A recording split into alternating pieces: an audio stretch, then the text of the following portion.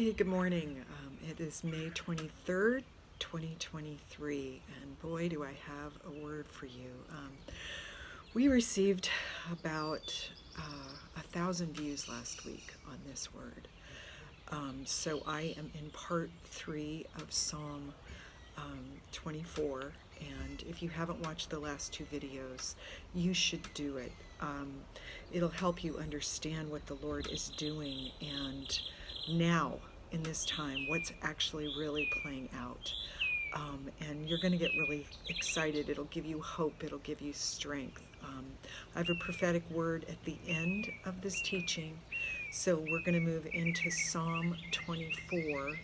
I am going to start into 7, but I'm going to start and go back to last week and the very end of Psalm 24, verse 6, which in the interlinear Bible that I use, which it translates word for word from Hebrew or Greek into, so you get the word for word explanation, which really helps to unpack things. And then I use the Strong's Concordance to be able to look up word definitions.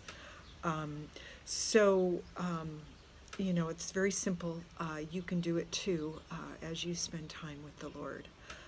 But in verse 6, it says, "This is the generations of seekers seeking your face, O God of Jacob." And that just really popped out to me this morning. The idea of spending time with God and seeking his face. I think that's the reward, is when his face appears, which would mean his closeness appears, his understanding and revelation appears, when he comes and talks to you, when he walks with you in the cool of the day. These are the things that God would do with you. And so that's what God is looking for from his people. He is looking for us to be seeking God's face.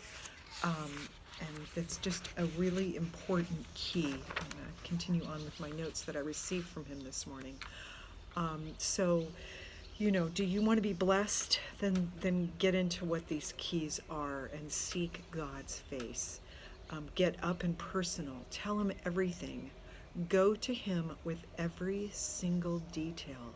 Ask him to help you, to know you. Give him everything, every part and every piece.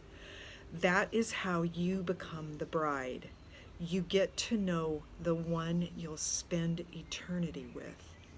I asked 2 questions to the Lord yesterday, and 2 answers came to me in dreams. They came like puzzle pieces for me, and I now have to put the pieces together and seek the Lord for this strategy on how to respond and how to move out and what to do in these scenarios. So you can see that's, to me, a result in Psalm 24 of walking close with the Lord, having clean hands and a pure heart, seeking him with everything. Give him every compartment, everything that you've hidden away. He already knows it. You can talk to him about it. He loves you. He doesn't not love you, no matter what you've done, no matter what you've done. He loves you, and you need to understand that. So I'm going to move now into reading Psalm 24:7. This is in the interlinear Bible. So lift up, O gates. This word for gates in Hebrew is sha'ar. It means an opening, but it can mean a city, a door, a gate, or a part. So it's a place that opens. But if you think about it, if you think about what open means, I guess that's a key in having connection with God, is asking yourself, am I really being open? Am I really being candid and pure? Am I coming to him with everything, all my junk, and showing him who I really am so he can get in there and get close to me? Are you a port? Are you a door? Are you a gate? Are you a city toward the Lord? Think about these kinds of things. A gate in a city is even bigger and opens wider and can allow more to come in. So as you become a gate, you'll open to a certain level. But if you become a city, if you become larger, if you reach more for the gospel, if you share more territory, you can move into becoming a city for the Lord. You can become a port for the Lord where things, possessions and worldly things can come into your grasp, so you'll know how to navigate and what to do with them. So these are prophetic understandings and revelation understandings of what God is actually saying when he says, open you gates. So are you open to what he would say to you? Let's go on repeating it. Lift up, O gates, your heads, and be lifted up, O doors. You see, he's talking to you because he's saying your heads. Lift up your heads and be lifted up, O doors. You see, he's talking to you. Let me go back, O doors, everlasting. So now he gives location. It's from a place of eternal. He's coming from there. If you open, if you do the things he's identified in Psalm 24, then he will come from that eternal place and meet you. He'll open to you. It goes on, and shall come in the King of glory. So he identifies, onto my notes here, he identifies from where, and it's the eternal, the everlasting. Then he says, who will come in? Then just to make sure you understand, he says, who is this King of glory? He uses the name Jehovah, the self-existent, the eternal. That's who is coming in. So from the place, the location of eternity, the eternal God, Jehovah, eternity walks in. His glory, his presence, his power, that's what comes. And just to make sure you understand, it states, he is the King of glory.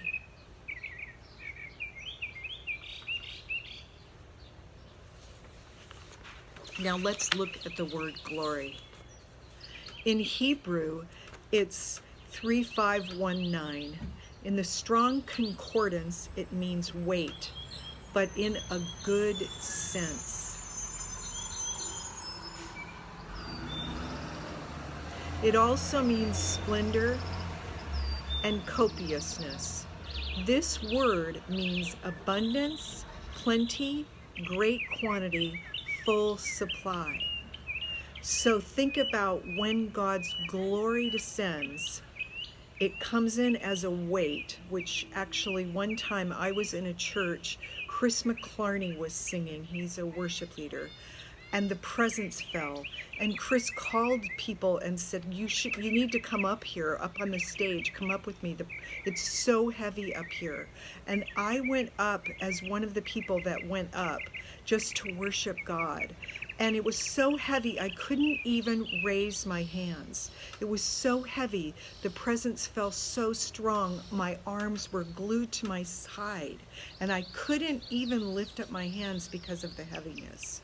But in addition, it means splendor and abundance comes in, plenty, great quantity. So every single thing you need is in the glory.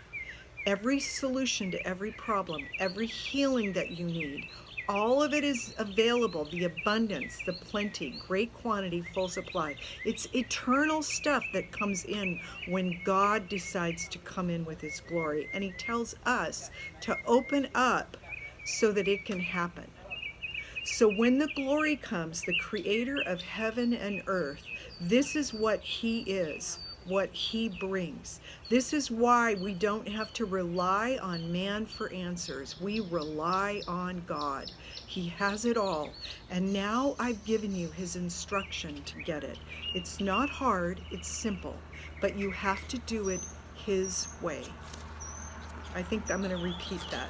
You have to do it his way.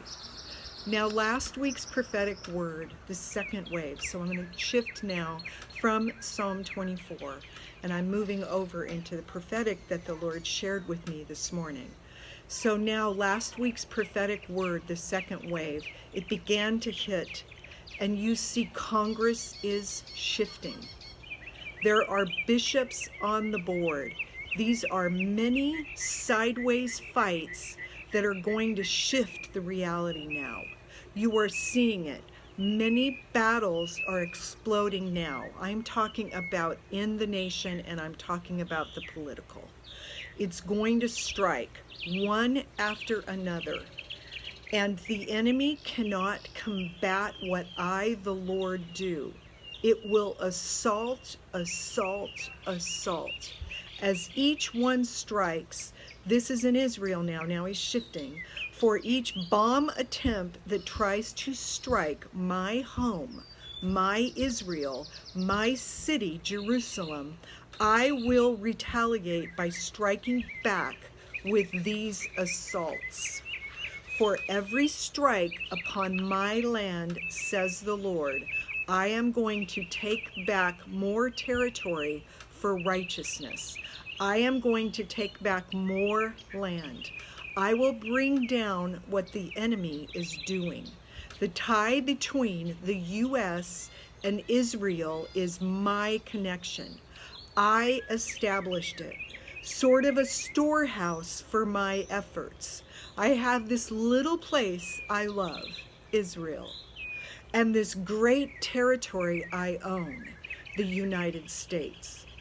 My people come, the Jews, they rest here and enjoy here, but their children come, they join my battles. So he's talking back in Israel.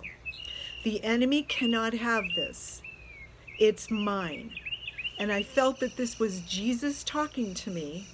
And if you read Psalm 2, you can see how God gave him everything, and he gave him these things. So you can see that these territories and these things belong to the Messiah. They belong to Jesus. They have been given to him. So he goes on. I'm going to read. So read Psalm 2 and you'll understand more about how much the possessions are the Lord's. So Psalm 2, read what has been given to Jesus, Messiah the Son. I have many family, but my blood is Jewish. I am a Jew. So our Messiah is Jesus, is the Jewish Messiah. He is theirs first with blood. God chose Israel. He chose this nation. He's reformed it. He's put it back. So now you see what's going on. For every strike against Israel, I am going to bring a strike against the enemy. I will take my inheritance, the earth, and do with it what I want. I am the Lord. There is no other. Now go. So that's a pretty amazing word from the Lord off the second wave. So now we can see that he is in the midst of this very big fight to take back what he has as his possession, which is the United States. And for me, my family came here in 1623 on the Anne. So I am a descendant. This is our 400th year. So I am a descendant here. I've cried out and asked the Lord, can I move to Israel? He's told me my responsibilities are here. So I just want you to know that this is a very important word.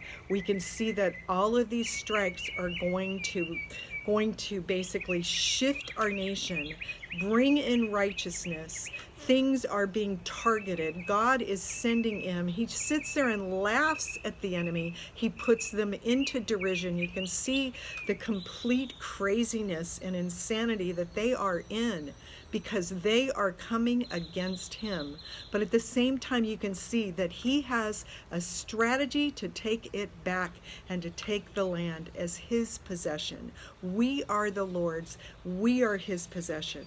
So I hope that this gives you great inspiration and excitement today, that maybe you'll press more into the Word of God for yourself, into Psalm 24. Link Psalm 24 to Psalm 2, and you can see the power that is wielded by our God.